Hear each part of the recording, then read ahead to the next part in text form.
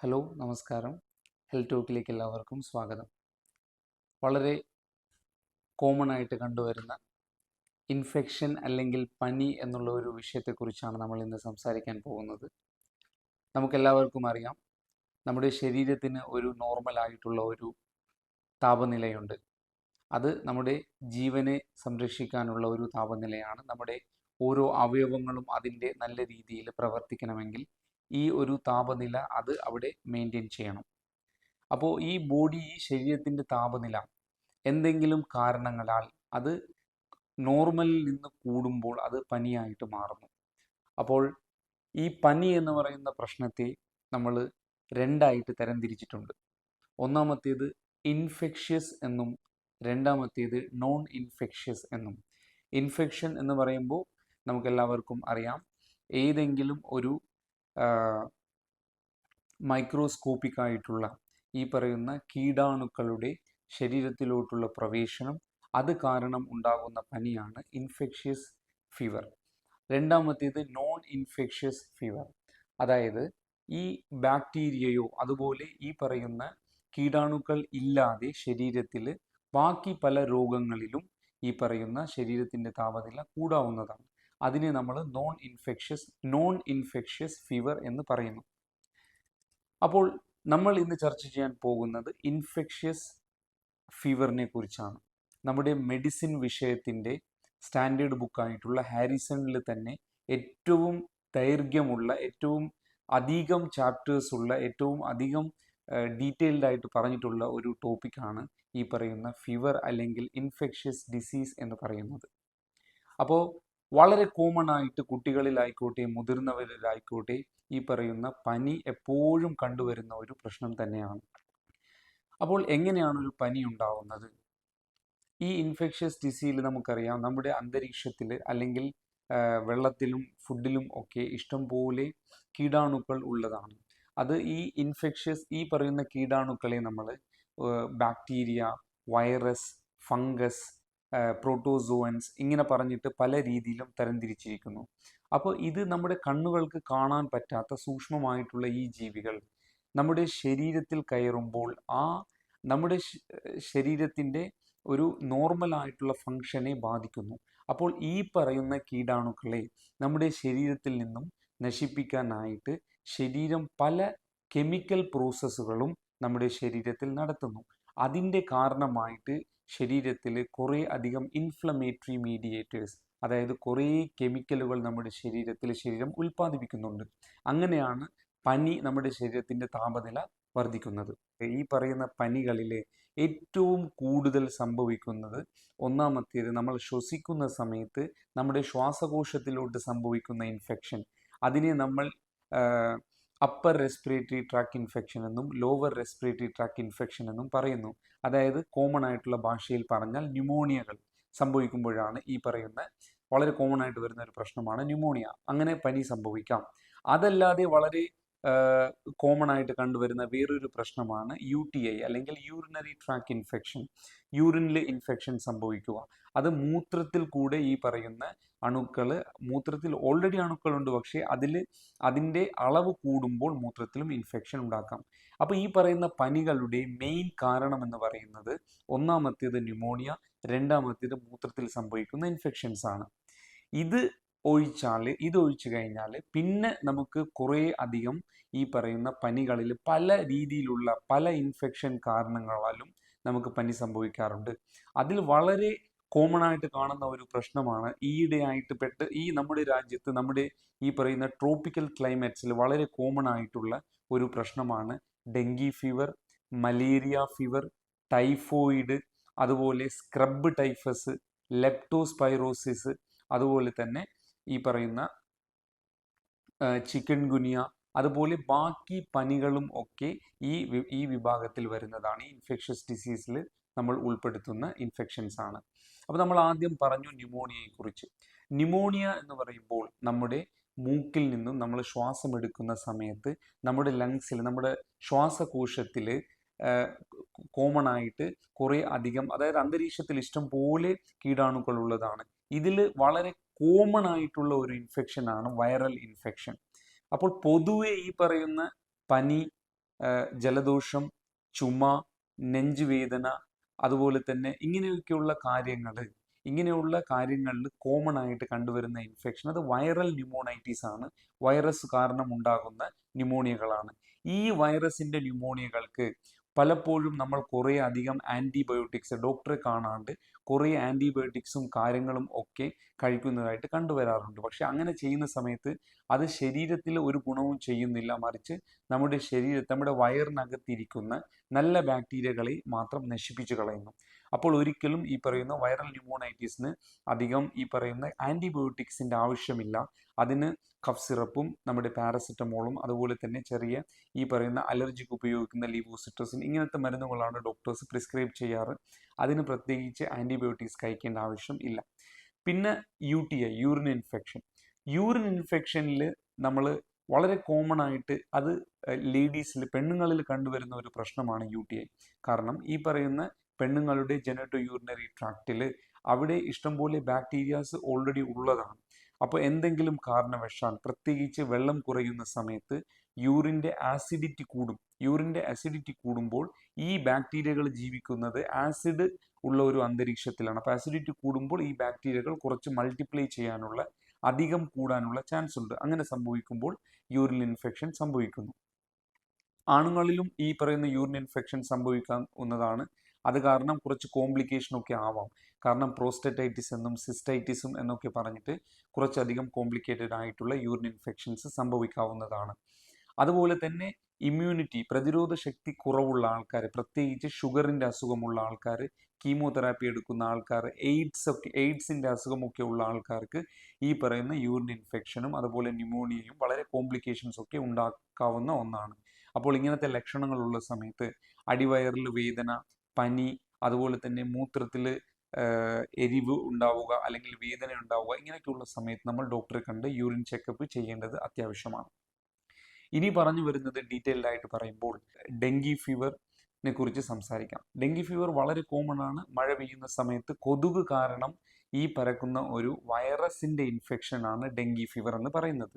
അപ്പോൾ അതിൽ ഒരാൾക്ക് ഡെങ്കി ഫീവർ സംഭവിക്കുമ്പോൾ കൊതുക് കാരണം സംഭവിക്കുന്ന, ഏഡീസ് മോസ്കിറ്റോ കാരണം സംഭവിക്കുന്ന ഈ പനിയിൽ നിർത്താതെയുള്ള അധികമായിട്ടുള്ള പനി, അതുപോലെ തന്നെ ജോയിൻ്റ് വേദന, കണ്ണിൻ്റെ ബാക്കിൽ പ്രത്യേകിച്ച് തലവേദന, അധികമായിട്ടുള്ള തലവേദന, അതുപോലെ തന്നെ ആ തലവേദന കണ്ണിൻ്റെ ബാക്കിൽ റിട്രോ ഓർബിറ്റൽ പെയിൻ എന്ന് പറയും. അപ്പോൾ കണ്ണിൻ്റെ ബാക്കിൽ ഈ വേദന അനുഭവപ്പെടുക, അതുപോലെ തന്നെ ശരീരത്തിൻ്റെ തൊലിയുടെ മുകളിൽ ചെറിയ ചെറിയ ചുവന്നിട്ടുള്ള റാഷസ് ഒക്കെ ഡെവലപ്പ് ആവുക, അതുപോലെ തന്നെ ഛർദി, വയറുവേദന, ഇങ്ങനെയുള്ള കാര്യങ്ങളൊക്കെ ഈ പറയുന്ന നമ്മുടെ ഡെങ്കി ഫീവറിൽ കണ്ടുവരുന്ന ലക്ഷണങ്ങളാണ്. എപ്പോഴാണ് ഈ പറയുന്ന ഡെങ്കി ഫീവറിൽ നമ്മൾ ശ്രദ്ധിക്കേണ്ടത്? അതിൽ ഒരു 5-6 ലക്ഷണങ്ങളുള്ള ഇങ്ങനെയുള്ള പേഷ്യൻസ് തീർച്ചയായിട്ടും ഹോസ്പിറ്റലിൽ ചെല്ലേണ്ടതാണ്. ഒന്നാമത്തേത് നിർത്താതെയുള്ള ഛർദി, പിന്നെ രണ്ടാമത്തേത് അധികമായിട്ടുള്ള വയറുവേദന, മൂന്നാമത്തേത് ബോധക്ഷയം സംഭവിക്കുക അല്ലെങ്കിൽ പിച്ചും പേയും പറയുന്ന ഒരു അബോധാവസ്ഥയിലോട്ട് ചെല്ലുക, അതുപോലെ തന്നെ അപസ്മാരം പോലെയുള്ള കോംപ്ലിക്കേഷൻസ് കാണിക്കുക, അതുപോലെ ശരീരത്തിൽ ഈ റാഷസിൻ്റെ ഒപ്പം തന്നെ ശരീരത്തിലെ ഏതെങ്കിലും ഒരു ഭാഗത്ത് കൂടെ രക്തം ഒലിക്കുക, ബ്ലീഡിങ് സംഭവിക്കുക, ഇങ്ങനെയൊക്കെ സംഭവിക്കുമ്പോൾ, അതുപോലെ തന്നെ മൂത്രത്തിൻ്റെ അളവ് കുറയുക, അതുപോലെ തന്നെ മഞ്ഞപ്പിത്തം സംഭവിക്കുക, ഇങ്ങനെയൊക്കെയുള്ള സമയത്ത് തീർച്ചയായിട്ടും ഈ പറയുന്ന ഡെങ്കു ഫീവർ അതൊരു റിസ്ക് ഫാക്ടേഴ്സ് ആണ്. അങ്ങനെയുള്ള ആൾക്കാർ തീർച്ചയായിട്ടും ഹോസ്പിറ്റലിൽ ചെല്ലേണ്ടതാണ്. അടുത്തതായിട്ട് മലേറിയ. ഈ എല്ലാ പനികളിലും പനിയുടെ ഒപ്പം നമ്മുടെ ശരീരത്തിലുണ്ടാകുന്ന വേദന, ജോയിൻസ് പെയിൻ, അതുപോലെ തന്നെ തലവേദന, ഛർദി, ഇങ്ങനെയുള്ള കാര്യങ്ങൾ എല്ലാ പനികളിലും കാണുന്നതാണ്. പക്ഷേ ചില കാര്യങ്ങൾ ഓരോ പനികൾക്കും അത് വളരെ സ്പെസിഫിക് ആണ്. അങ്ങനെയുള്ള സമയത്ത് നമ്മൾ ശ്രദ്ധിക്കേണ്ടതാണ്. മലേറിയ എന്ന് പറയുമ്പോൾ നമ്മൾക്കറിയാം ഒരു ഇൻഫെക്ഷനാണ്, പ്രോട്ടോസോവൻ ഇൻഫെക്ഷനാണ്. അത് കൊതുക് പരത്തുന്ന വേറൊരു അസുഖം തന്നെയാണ്. ഈ പറയുന്ന അനോഫിലസ് മോസ്കിറ്റോ അത് കടിക്കുമ്പോൾ ഈ പറയുന്ന പ്രോട്ടോസോവൻ മലേറിയ നമ്മുടെ ശരീരത്തിൽ വന്നു ചേരുന്നു, അത് ഇൻഫെക്ഷൻ ഉണ്ടാക്കുന്നു. മലേറിയയും ഇതുപോലെ തന്നെ വിട്ടുമാറാത്ത പനി. അതുപോലെ തന്നെ മലേറിയ സംഭവിക്കുന്ന ആൾക്കാർക്ക് പ്രത്യേകിച്ച് കാണപ്പെടുന്ന ഒരു പ്രശ്നമാണ് അധികമായിട്ടുള്ള കുളിര്, അധികമായിട്ടുള്ള വിറയൽ. അതായത് ചിൽസും റൈഗേഴ്സും ഈ പറയുന്ന പ്രശ്നം മലേറിയ ഇൻഫെക്ഷനുള്ള ആൾക്കാരിൽ കാണപ്പെടും. അതുപോലെ തന്നെ മലേറിയ ഉണ്ടാക്കുന്ന വേറൊരു പ്രശ്നമാണ് അനീമിയ. അതായത് മലേറിയ സംഭവിക്കുന്ന സമയത്ത് നമ്മുടെ ശരീരത്തിൽ നമ്മുടെ RBCസിനെ കുറേ അധികം നശിപ്പിക്കാൻ സാധ്യതയുള്ള ഒരു ഇൻഫെക്ഷനാണ്. അങ്ങനെ സംഭവിക്കുമ്പോൾ ഈ പറയുന്ന അനീമിയ, അതായത് നമ്മുടെ ബ്ലഡ് കുറഞ്ഞു പോകാനുള്ള സാധ്യതയുണ്ട്. വേറെ ഹെപ്പറ്റോസ്പ്ലീനോമെഗാലി, മലേറിയ ഉള്ള ആൾക്കാർക്ക് നമ്മുടെ വയറിനകത്തിരിക്കുന്ന ലിവറും സ്പ്ലീനും അവിടെ നീർക്കെട്ടുണ്ടാവാൻ ചാൻസ് ഉണ്ട്. അപ്പോൾ പനിയുടെ ഒപ്പം ഈ വയറിൻ്റെ മേൽഭാഗത്തായിട്ട് ഇടതുഭാഗത്തും വലതുഭാഗത്തുമായിട്ട് അധികം ഒക്കെയുള്ള ആൾക്കാർ മലേറിയ ഉണ്ടാവാൻ ചാൻസ് ഉണ്ട്. അവരൊക്കെ ഹോസ്പിറ്റലിൽ ചെന്ന് അതിൻ്റെതായിട്ടുള്ള ടെസ്റ്റ് ചെയ്യേണ്ടതാണ്. കാരണം പണ്ട് ഇതിന് വലിയ കോംപ്ലിക്കേഷൻസ് ഒക്കെ സംഭവിക്കുന്ന ഒരു ഫീവർ ആയിരുന്നു. പക്ഷേ ഇന്ന് എന്നാൽ വളരെ സിമ്പിളായിട്ടുള്ള ട്രീറ്റ്മെൻറ്റ്സ് ഒക്കെ ഒരു 3 ദിവസം ട്രീറ്റ്മെൻറ്റ് എടുക്കുമ്പോഴേക്കും നമുക്ക് ശരിയാക്കാവുന്ന ഒരു പനി മാത്രമാണ് മലേറിയ. പിന്നെ ടൈഫോയിഡ് ഫീവർ. ടൈഫോയിഡ് ഫീവറും ഈ പറയുന്ന സാൽമണല്ല ടൈഫി എന്ന് പറയുന്ന ഒരു ബാക്ടീരിയയുടെ ഒരു ഇൻഫെക്ഷനാണ്. ഇത് സംഭവിക്കുന്ന സമയത്ത് പനി, ശരീരവേദന, അതുപോലെ തന്നെ നിർത്താതെയുള്ള ഛർദി, വയറിന് ലൂസ് മോഷൻ, അതായത് വയറിളക്കം സംഭവിക്കാം. അതുപോലെ തന്നെ വയറിളക്കത്തിൻ്റെ പോലെ തന്നെ വയറ്റിൽ നിന്ന് പോവാണ്ടിരിക്കാം. കോൺസ്റ്റിപ്പേഷനും ഈ പറയുന്ന ടൈഫോയിഡ് ഫീവറിൽ കണ്ടുവരുന്നതാണ്. പിന്നെ ഇതിൻ്റെ ഒരു പ്രത്യേകതയുള്ള ഒരു ലക്ഷണം എന്ന് പറയുന്നത് നമ്മുടെ ശരീരത്തിൽ പൊതുവെ നമ്മുടെ ചെസ്റ്റിൻ്റെ മുകളിലും വയറിൻ്റെ മുകളിലുമൊക്കെ റോസ് കളറിലുള്ള ചെറിയ ചെറിയ റാഷസ്, റോസ് സ്പോട്ട് റാഷസ് സംഭവിക്കാവുന്നതാണ് ടൈഫോയിഡ് ഫീവറിൽ. ടൈഫോയിഡ് ഫീവറും ട്രീറ്റ്മെൻറ്റ് ചെയ്തില്ലെങ്കിൽ വളരെ കോംപ്ലിക്കേഷനിലൊക്കെ ഈ പറയുന്ന ഒബ്സ്ട്രക്ഷൻ, അതായത് നമ്മുടെ കുടലിൽ ഒബ്സ്ട്രക്ഷനൊക്കെ സംഭവിച്ചിട്ട് പെർഫറേഷനൊക്കെ സംഭവിച്ചിട്ട് അങ്ങനെ കോംപ്ലിക്കേഷൻസ് ഒക്കെ സംഭവിക്കാവുന്ന ഒന്നാണ്. അടുത്തതായിട്ട് നമ്മൾ വേറെ ഒരു ഈയിടെയായിട്ട് നമ്മുടെ നാട്ടിലൊക്കെ കണ്ടുവരുന്ന ഒരു പ്രശ്നമാണ് സ്ക്രബ് ടൈഫസ് എന്ന് പറയുന്ന ഒരു പനി. വളരെ വളരെ കോംപ്ലിക്കേഷൻസ് ഒക്കെ കൊണ്ട് ചെന്നെത്തിക്കുന്ന ഒരു പനിയാണ് സ്ക്രബ് ടൈഫസ്, അതായത് ചെള്ള് പനി. ഈ പറയുന്ന നമ്മുടെ ചെറിയ ചെറിയ ജീവികളുടെ മുകളിലിരിക്കുന്ന ചെള്ള് എന്ന് പറയുന്ന ചെറിയൊരു പ്രാണി, അതിൻ്റെ അകത്ത് നിന്നും പകരുന്ന ഒരു രോഗമാണ് ഈ പറയുന്ന ചെള്ള് പനി, അതായത് സ്ക്രബ് ടൈഫസ്. അപ്പോൾ ഇതിൻ്റെ ലക്ഷണങ്ങളും വിട്ടുമാറാതെയുള്ള പനി. പക്ഷേ ഈ സ്ക്രബ് ടൈഫസിൽ പ്രത്യേകിച്ച് ഈ പറയുന്ന മൈറ്റ്സ്, ഈ പറയുന്ന ചെറിയ ജീവി നമ്മുടെ ശരീരത്തിൽ എവിടെയെങ്കിലും കടിക്കുന്ന ഈ ചെള്ള് കടിച്ച സ്ഥലത്ത് അവിടെ ഒരു കറുത്ത ഒരു പാട് കണ്ടുവരാറുണ്ട്. അതിന് എസ്കാർ ഫോർമേഷൻ, എസ്കാർ എന്ന് പറയും. ഈ പറയുന്ന ഈ കാര്യം ആരുടെയെങ്കിലും ശരീരഭാഗത്ത്, പനിയുള്ള ആളുടെ ഭാഗത്ത് കണ്ടു കഴിഞ്ഞാൽ വളരെ പെട്ടെന്ന് തന്നെ നമ്മൾ ഡോക്ടറെ കണ്ടുമുട്ടേണ്ടതാണ്. ഇതിനായിട്ടുള്ള ട്രീറ്റ്മെൻറ്റ് ഉറപ്പായിട്ടും എടുക്കേണ്ടതാണ്. ഇല്ലെങ്കിൽ പെട്ടെന്നുള്ള ലിവർ ഫെയിലിയറും പെട്ടെന്ന് ഉള്ള ഈ വൃക്കയുടെ തകരാറൊക്കെ സംഭവിച്ചിട്ട് ബോധക്ഷയമൊക്കെ സംഭവിച്ചിട്ട് വളരെ കോംപ്ലിക്കേഷൻസ് ഒക്കെ സംഭവിക്കുന്ന ഒരു വലിയൊരു പ്രശ്നം തന്നെയാണ് ഈ പറയുന്ന സ്ക്രബ് ടൈഫസ്. പിന്നെ കണ്ടുവരുന്ന ഒരു പ്രശ്നമാണ് ലെപ്റ്റോസ്പൈറോസിസ്, അതായത് എലിപ്പനി.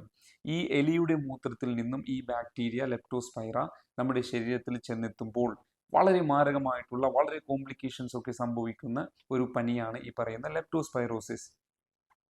ഇത് സംഭവിക്കുന്ന വിട്ടുമാറാതെയുള്ള പനി, ശരീരവേദന, ഛർദി, അതുപോലെ തന്നെ ഹെപ്പറ്റോസ്പ്ലീനോമെഗാലി, ലിവറും സ്പ്ലീനും വരുന്ന നീർക്കെട്ട്. അതുപോലെ ഇതിന് സ്പെസിഫിക് ആയിട്ട് കാണുന്ന ഒരു ലക്ഷണമാണ് കണ്ണുകളിൽ നിന്നും ബ്ലീഡിങ് സംഭവിക്കുക. അതായത് കണ്ണുകളിൽ ആദ്യം ചെറിയ ചെറിയ ഈ പറയുന്ന ചുവന്നിട്ടുള്ള രക്തത്തിൻ്റെ ബ്ലീഡിങ് ആവുന്ന സ്പോട്സ് കണ്ണുകളിൽ കാണാം. കണ്ണുകളിൽ നിന്നും ബ്ലീഡിങ് സംഭവിക്കുന്ന ഇങ്ങനത്തെ കോംപ്ലിക്കേഷൻസ് ഒക്കെ സംഭവിക്കാവുന്ന ഒരു ഫീവറാണ് ഈ പറയുന്ന എലിപ്പനി എന്ന് പറയുന്ന ഒരു പ്രശ്നം. അപ്പം ഇതിനും അതുപോലെ തന്നെ പെട്ടെന്നായിട്ടുള്ള ഒരു വൃക്ക തകരാറ് സംഭവിക്കാം, ലിവർ ഫെയിലിയർ സംഭവിക്കാം, എന്നിട്ട് വളരെ വലിയ കോംപ്ലിക്കേഷൻസിലൊക്കെ ചെന്നെത്താവുന്നതാണ്. ഈ പേഷ്യൻ്റ് ശ്വാസം മുട്ടലാവുകയും ബോധക്ഷയം സംഭവിക്കുകയും മരണം വരെ പെട്ടെന്ന് സംഭവിക്കാവുന്ന വളരെ മാരകമായിട്ടുള്ള ഒരു പനിയാണ് ഈ പറയുന്ന ലെപ്റ്റോസ്പൈറോസിസ്. നമ്മളിവിടെ കുറേ പനികളെക്കുറിച്ച് ചർച്ച ചെയ്തു. അപ്പോൾ ഇതിൽ നമ്മൾ ശ്രദ്ധിച്ചിട്ടുണ്ടാവും, കൊതുക് പരത്തുന്ന കുറേ ഇൻഫെക്ഷൻസ് നമ്മുടെ മനുഷ്യരിൽ ഇഷ്ടംപോലെ പനികൾ ഉണ്ടാക്കാറുണ്ട്. പ്രത്യേകിച്ച് കുട്ടികളുടെ കോംപ്ലിക്കേഷൻസ് ഒക്കെ ചെയ്യാറുണ്ട്. അപ്പോൾ ഈ പറയുന്ന കൊതുകിനെ നശിപ്പിക്കാനായിട്ട് വളരെ സിമ്പിളായിട്ടുള്ള കാര്യമാണ് ചെയ്യേണ്ടത്. നമ്മുടെ വീടിൻ്റെ പരിസരത്തും അതുപോലെ തന്നെ പാടങ്ങളിലും ഒക്കെ വെള്ളം കെട്ടിക്കിടക്കാണ്ട് ചെറിയ ചിരട്ടകളിലും പാട്ടകളിലും അതുപോലെ തന്നെ റബ്ബർ ടയറുകളിലും ഒക്കെ വെള്ളം കിടക്കുന്ന സ്ഥലത്താണ് ഈ പറയുന്ന കൊതുക് അധികമായിട്ട് പെറ്റുപെരുകുന്നത്. അപ്പോൾ ഈ പറയുന്ന വെള്ളം കെട്ടിക്കിടക്കുന്നത് നശിപ്പിക്കുക. അങ്ങനെയാണെങ്കിൽ കൊതുക് കൊണ്ട് ഉണ്ടാകുന്ന ഈ പറയുന്ന പനികളെയൊക്കെ അതിൽ നിന്ന് നമുക്ക് മുക്തി നേടാവുന്നതാണ്. എല്ലാവരും ശ്രദ്ധിക്കുക. Thank you so much.